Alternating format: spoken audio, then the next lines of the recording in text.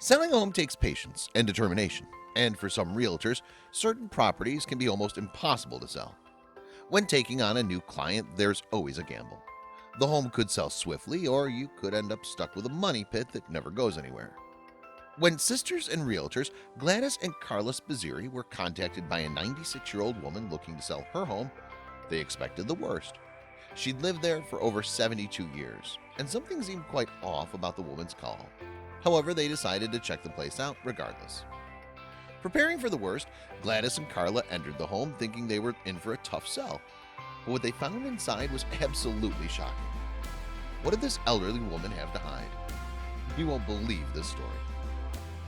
Hello, story lovers. I'm Scott Leffler, and here is... When a 96-year-old woman sold her home, real estate agents were stunned by what they found inside. Before we move on, make sure you smash that like button, subscribe to our channel, and activate the notifications bell for new amazing videos. For real estate agents Gladys and Carla, it was just a normal day at the office. They were busy checking on their listings, planning showings, and touching base with their current clients. The sisters had become a dynamic duo in the real estate world after joining forces in 2009, putting the local agents to shame with their ability to sell practically anything. However, they were about to get a call that would test their limits. That afternoon, the sisters received a call from an elderly woman looking to sell her house. They went over the basics of their usual agreement with clients and tried to get more information from the woman who went by the name Joyce. Unfortunately, this was far from an ordinary call. Gladys immediately noticed that there was something strange about the woman's voice and demeanor on the phone. She wouldn't answer questions directly and seemed far from enthusiastic in terms of selling. In fact, she almost seemed reluctant.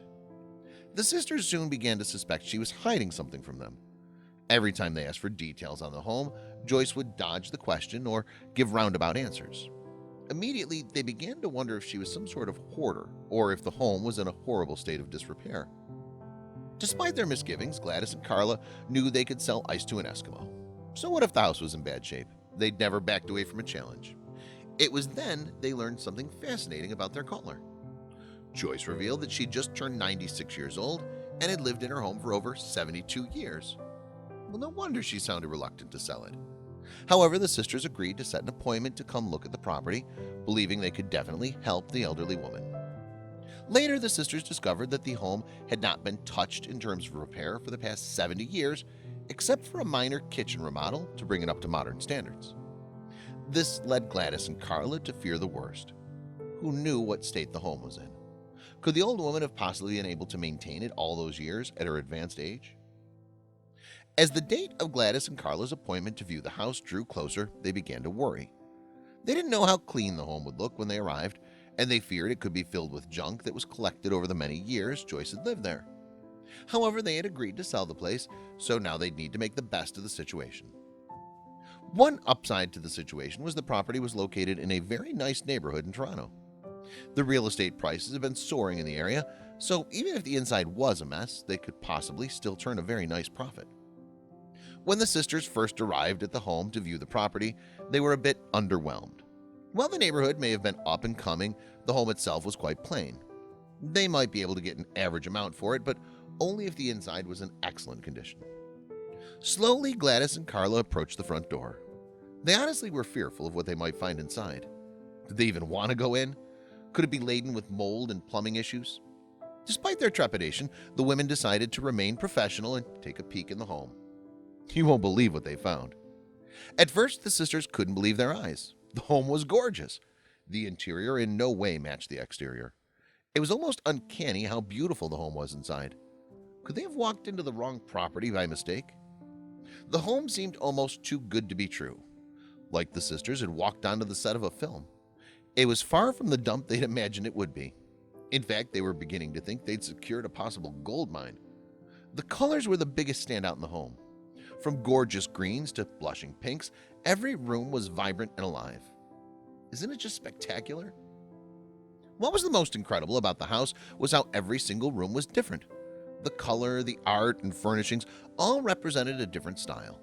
It made the home very unique, and Carla and Gladys believed this would be a big draw for potential buyers. Each room was like a time capsule, filled with items from varying decades. As the sisters explored the home, they continued to find more to love. Unfortunately, there was one small problem. The only negative the sisters could come up with in terms of the home was how feminine it was. The colors were not neutral and almost reminded them of a dollhouse. However, the immaculate detail in the home could help a potential buyer overlook the colors. Despite the feminine decor, one of the best rooms in the house happened to be the basement. It was like being transported onto the set of Mad Men, complete with a wet bar, wood paneling, and vintage 1970s deco. The room was certainly a standout, and one the realtors felt would be a great selling point. Gladys did admit she was concerned the backyard would prove to be an issue due to its small size and lack of landscaping. However, Carla believed the uniqueness of the home's interior could be the biggest selling point. Regardless of the plain exterior, the sisters were determined to sell the home. However, they had to overcome one more hurdle that could make or break the potential listing. Despite Joyce taking care of the place and the beautiful decor, Gladys and Carla knew never to trust the naked eye. The home could look perfect, but be hiding a host of unseen problems like mold, water damage, and a cracked foundation. The house would have to be inspected from top to bottom before they listed it. Thankfully, despite being a very old home, Joyce had kept it in immaculate condition. The inspectors were very thorough and concluded that the house was up to code. It was perfect. To say Carla and Gladys were stunned would be an understatement. After the inspection, Carla and Gladys listed the home for sale for over $700,000. Immediately, a bidding war began for the property, with potential homeowners going wild over the interior of the home. Everyone who saw it just had to have it. Many of the people who visited the home felt it seemed more like a museum than a place to live, since it all seemed untouched by time. However, Joyce did admit to upgrading the kitchen back in the 1960s. So with such a beautiful home, why did Joyce want to sell it? Well, according to her, the management of the two-story home was just too much for her, and she wanted to move into a retirement community. The one thing Joyce did want to mention was the home didn't come with the furniture. Her daughter had called dibs on that long before she decided to sell. Therefore, the new owners might want to rethink the interior decor since it won't be as vintage in appearance once cleared out.